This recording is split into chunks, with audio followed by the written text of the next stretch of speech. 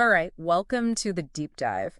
Today we're diving into this idea of deep work, and I think It's a buzzy term. it is, but it's something that I think a lot of our listeners are grappling with, especially in today's world, where it seems like everything's designed to distract us. Yeah, absolutely. I mean, deep work, as it's described in the material you sent, is all about really tapping into this intense, focused state, the kind of concentration where you're pushing your cognitive limits. And it's interesting because while the term itself might be relatively new, the concept is definitely not. Right. I mean, you think about figures like Carl Jung, who went to great lengths to create environments like his Bollingen Tower, specifically to get away from distractions and really sink into deep thought. It makes you wonder if he was onto something, right? Like, Yeah. was he ahead of his time in recognizing the value of just being able to think deeply without all the noise? Well, and that's kind of what we're going to unpack today. Our deep dive, based on these sources you've pulled together, it's all about looking at why this capacity for deep work, this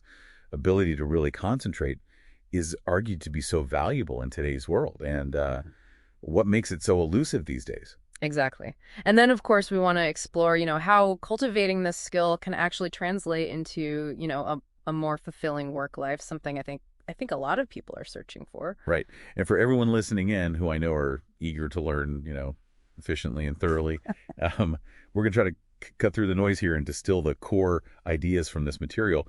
It can be pretty dense in parts, so we'll guide you through it and hopefully help those aha moments click into place. So why don't we jump right into it? According to these sources, what exactly makes deep work so crucial, especially in today's, rapidly changing economy? Well, the argument they make is fascinating, really. They talk about a great restructuring, a major shift in how we work. And they argue that a lot of this is driven by technology, right? Hmm. And in this new landscape, they suggest that the individuals who are going to thrive, they tend to fall into two categories. Yeah. The first are those who can really work well, creatively and effectively with these increasingly intelligent machines. Right. And the second are, the individuals who rise to the very top of their field, the ones who really achieve mastery in whatever they do. True experts. Exactly. And here's the thing, both of these kind of seemingly distinct skill sets, they actually share this common foundation: deep work. They argue that to truly excel in this new world, you need this ability to really concentrate, to go deep, and to produce really exceptional results. So it's not just about being present or keeping busy anymore. Right. It's about that focused engagement that really allows you to understand complex systems and create something truly valuable. That makes sense. Yeah. So, how do the sources actually illustrate this link, between deep work and succeeding in this kind of this evolving economic landscape? Well, they provide a bunch of really compelling examples. Bill Gates, for instance, famously, he has these think weeks, right? Oh yeah, I've heard of those. Yeah. These periods where he basically isolates himself, sometimes in a secluded cabin or something, and he just dives deep into reading and thinking. So no distractions, just pure focused thought. Exactly. And one of the things they highlight is that it was during one of these, deep work sessions back in 1995 that he wrote his famous Internet tidal wave memo. Right, where he recognized the huge potential impact of the internet. Exactly. And this wasn't just, him casually brainstorming. It was a result of this intense, uninterrupted period of strategic thinking, which fundamentally changed the direction of Microsoft. It was a major turning point. It was. And so they point to that as a direct link, right, between deep work and this strategic advantage in a rapidly changing world. Wow, that's a pretty powerful illustration. What other examples did you find compelling in the material? Well, there's this concept they talk about called the superstar effect, Yeah. right? Okay. And this is something that economists, like Sheldon Rosen, have highlighted. The basic idea is that technology, particularly, things like the internet and these sophisticated collaboration tools, they essentially allow the best talent in any field to reach a much wider audience. Right, so it levels the playing field in a way? In a way, but it also intensifies the competition. Because now, a small company anywhere in the world can tap into the absolute top experts globally. So the talent pool becomes a lot bigger. Huge. Yeah. And this creates, what they call the superstar effect. It means the very best in every field are increasingly dominating because their skills and knowledge can be leveraged on a much larger scale. Makes sense. So the bar for success is not just raised, it's almost like a whole new game. Yeah, exactly. And to thrive in this environment, you have to be operating at an elite level, right? And the argument the sources make is that deep work is the engine that allows you to achieve that, to consistently produce work that stands out. So you need to be able to go deeper to really master your craft in order to compete. Exactly. And we see this playing out in so many different fields. They talk about Nate Silver, for example. Oh, the election forecaster and Yeah. data analyst. His success, it's not just about looking at numbers. It's Yeah. about this deep, focused engagement with, complex statistical models and these computational tools, right? Yeah. He's using these to extract these meaningful, even predictive insights. Yeah, he's known for that. Right. Right. Similarly, they talk about David Heinemeier Hansson, the creator of Ruby on Rails. His wasn't just a side project, right? Right. It came from this period of intense, concentrated programming where he transformed his skills into this widely used and highly influential tool. Wow. And so these are just examples, right, of how this deep work, this ability to focus, it can lead to these really significant contributions. Yeah, that's pretty inspiring, honestly. And it's not just limited to tech, is it? I mean, what about other fields? No, not at all. They talk about Adam Grant, for instance. He's a professor at Wharton, incredibly productive. I've read some of his work. He's prolific. He is. And his secret, if you can call it that, is this intentional structuring of his time to create these huge, uninterrupted blocks for deep work. Ah, interesting. So, for example, he'll concentrate all his teaching into one semester, right? So that the rest of the year he has these massive chunks of time to dedicate to research and writing. That's pretty smart, actually. It is, and it shows that it's not just about working hard. It's about working deeply and strategically. Yeah, it's about being really intentional about how you're spending your time. Exactly. Now, beyond these kind of compelling examples, right? The sources also highlight the cognitive benefits of deep work. Okay. So research on something called attention residue shows that when we switch between tasks constantly, like we're checking email and then back to writing and then checking Slack, our minds, they don't actually fully disengage from that previous task. Oh, interesting. So there's this little bit of mental residue left behind, and that actually negatively affects our performance on the new task. Ah, so we're not as sharp, not as focused. Exactly. But when we engage in these longer stretches of focused work, free from those constant distractions, we're basically allowing our cognitive abilities to really immerse themselves in the task. So we're operating at peak efficiency. Precisely. And that ultimately leads to, better quality work, more creative output and more innovative solutions. Okay, so the value proposition for deep work seems pretty clear-cut. But Yeah. the title of this section in our outline was The Rarity of Deep Work. And that's what I'm curious about now. Yeah. What are the forces in our modern world, in our workplaces, that actually make this kind of focus so elusive? Yeah, and this is where things get a little concerning, right? Yeah. Because the argument is that many of the prevailing trends in business, even cultural norms, they actually undermine our ability to do this deep work. Wow. Okay, that's kind of alarming. So what are some of these trends, these depth-destroying trends that they point to? Well, one big one is this increasing pressure on content creators. They use journalists as an example. Okay. So someone like Alyssa Rubin, for instance, who's this highly respected international correspondent. They point out that there's this growing expectation that people in her position need to be constantly active on social media. Right, like they have to be tweeting and engaging and all that. All the time. Yeah. And the point they make is that this constant need to, tweet and participate in online discussions and build a brand, all that stuff, it fragments her attention, right? Mm-hmm. And it takes away from the deep work, the in-depth research and the thoughtful writing that's actually at the heart of what makes her valuable as a journalist. So there's this tension, right, between the demands of the medium, social media, and the core of the craft. Yeah, it's like these tools that are meant to connect us, they end up distracting us from the very work that matters. It's ironic, isn't it? It is. And then, they talk about what they call the metric black hole phenomenon. It's black hole, okay. Right. Yeah, and what they mean by that is it's often really hard to measure the the negative impact of these depth-destroying behaviors, right? Because we can't easily quantify, how much productivity we lose from constant interruptions or how the quality of our work suffers from this kind of scattered attention. These bad habits tend to persist. Right, because if you can't see the direct cost, you're less likely to address the problem. Exactly. And that feeds into this other issue they highlight, this idea of busyness as a proxy for productivity. Busyness is a proxy for productivity. Explain that one. So in the absence of, clear, meaningful metrics for valuable work, many knowledge workers, they start to equate visible activity. Okay. Like responding to emails right away, attending tons of meetings, just generally looking busy with actual productivity. So it's about perception rather than actual output. Right. And they even bring up Marissa Mayer's policy at Yahoo, where she discouraged remote work. Partly, based on this idea that if people aren't physically present in the office, they must not be working. Wow. Which, reflects this bias towards visible busyness rather than, focused output. That's a pretty striking example, actually. It shows how deeply ingrained that idea is. It is. And underlying a lot of this is this concept that Neil Postman talked about, this idea of a technopoly, right? Mm-hmm. Where technology is not just a tool, it's almost an ideology. Right.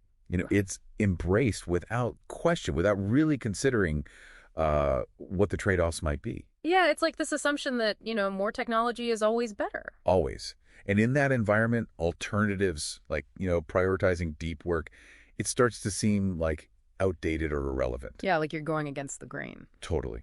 And they even mentioned Evgeny Morzov, who's been pretty critical of this uncritical embrace of the internet as this kind of cure-all solution.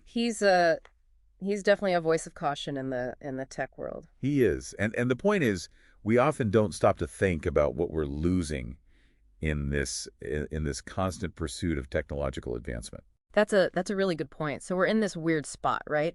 Where deep work is becoming increasingly essential for success, but at the same time, the way we work, the way we live, it's making it harder and harder to achieve. It is. And Yeah. that's really the central tension that these sources are highlighting. Yeah, that's a huge takeaway. Okay, so let's move on to, I think, a really compelling question here. How does this ability to do deep work, how does it connect to our sense of meaning, to our sense of satisfaction in our work? It's got to be more than just, economic advantages, right? Oh, absolutely. These sources, they suggest pretty strongly that engaging in deep work, it can be a really powerful source of meaning and fulfillment in itself. Really? Okay, I'm intrigued. Tell me more about that. What examples from the sources kind of illustrate this connection? Okay, well, Carl Jung's construction of the Bollingen Tower is a really good one. Okay. He put a lot of time and energy and resources into building this retreat for himself, right? Specifically to create this space where he could really think deeply without interruption. And this wasn't directly related to like his clinical practice, Right. But for him, it was crucial, this deep intellectual exploration. It was about developing his ideas, really thinking things through. Almost like a sanctuary for his mind. Exactly. And it was clearly something that brought him a deep sense of purpose and meaning. So it was a deliberate act of creating space for a deeper connection with his own thoughts and ideas. Exactly. And then they draw this really interesting analogy to traditional craftsmanship. Oh, interesting. So they talk about, someone like Rick Furr, the blacksmith, or Santiago Gonzalez, who's a programmer. And what they share is this deep immersion in their craft, this meticulous focus on applying their skills to create something of value. Yeah. And the satisfaction they get, it doesn't come solely from the end product, Right. It comes from the process itself. So the act of creation, the focus, the mastery. Exactly. There's this great quote from one of the sources. It says, "A wooden wheel is not noble, but its shaping can be."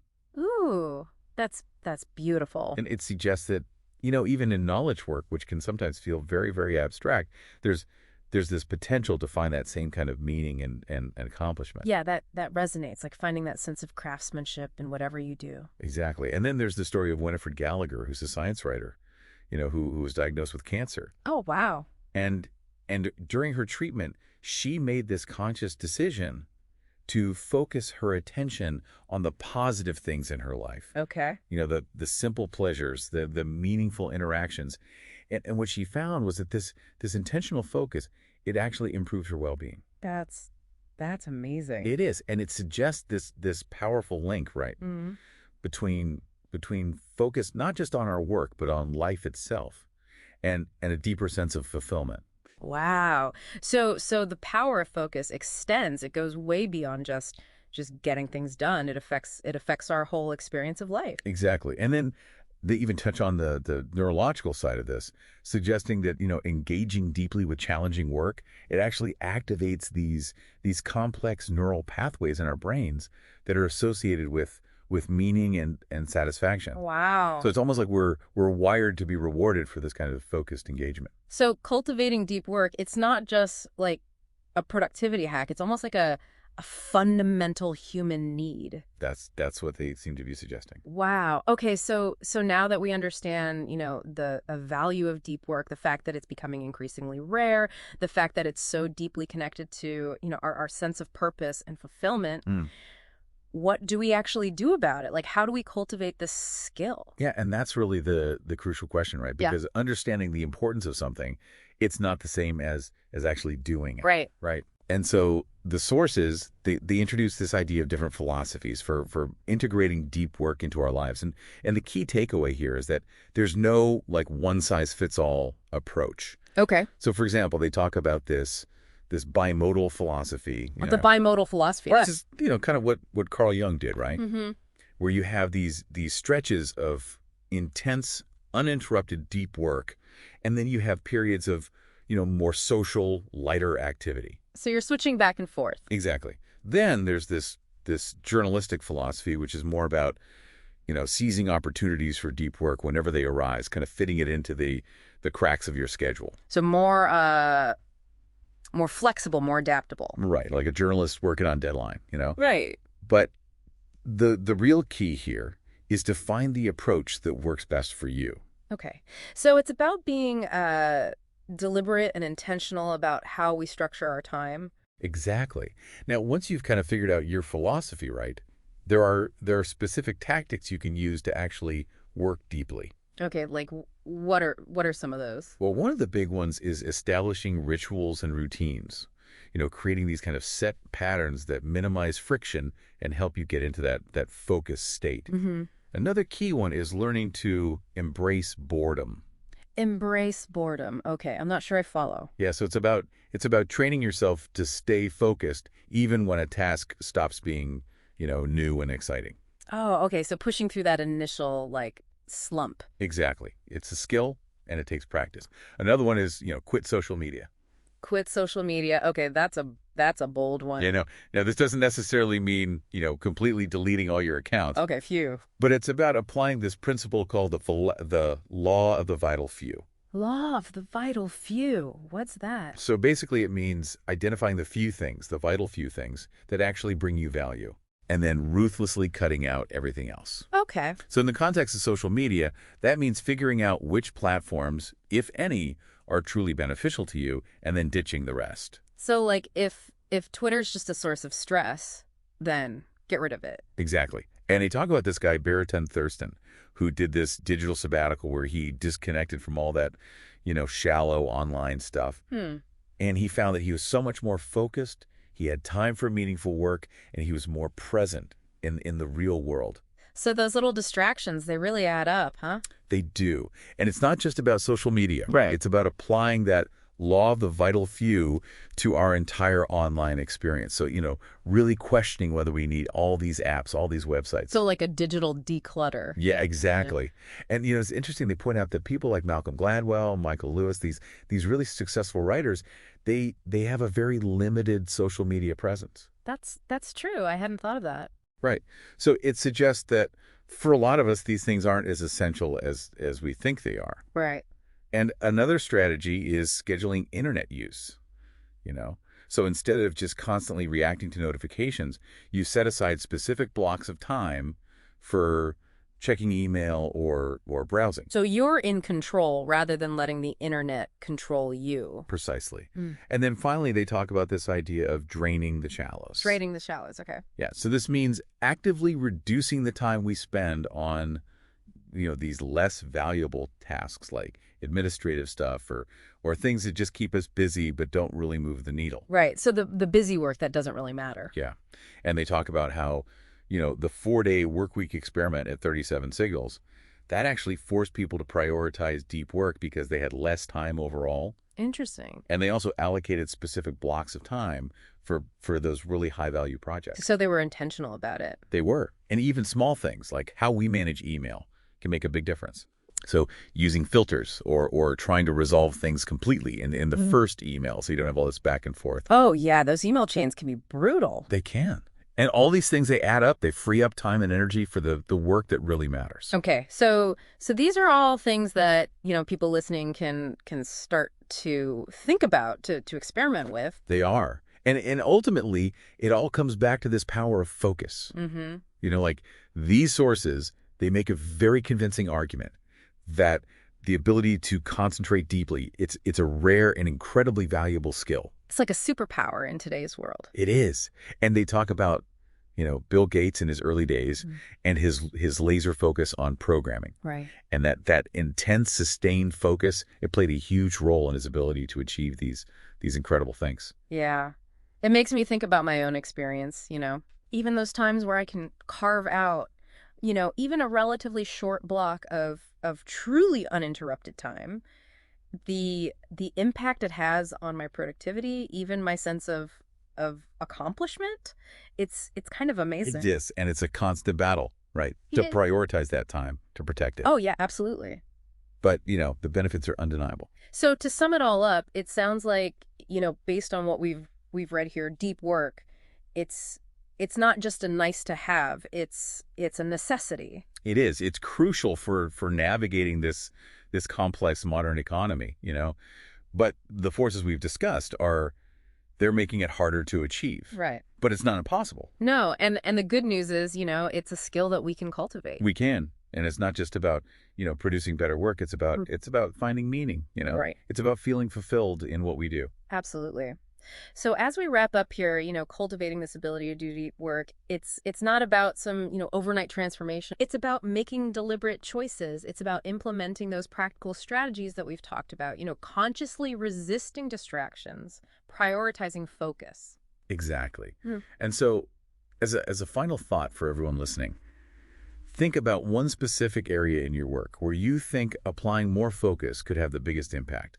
What's one small step you could take today to create even a short window of uninterrupted time? Yeah, that's a great question. And really, think about the contrast between all those shallow distractions that fill our days and the potential that lies within that sustained, focused attention. That's a powerful image. Well, thanks for joining us for this deep dive. I think there's a lot here for everyone to think about, to really chew on. I think so, too. And we hope it helps you find more of that deep work in your own lives.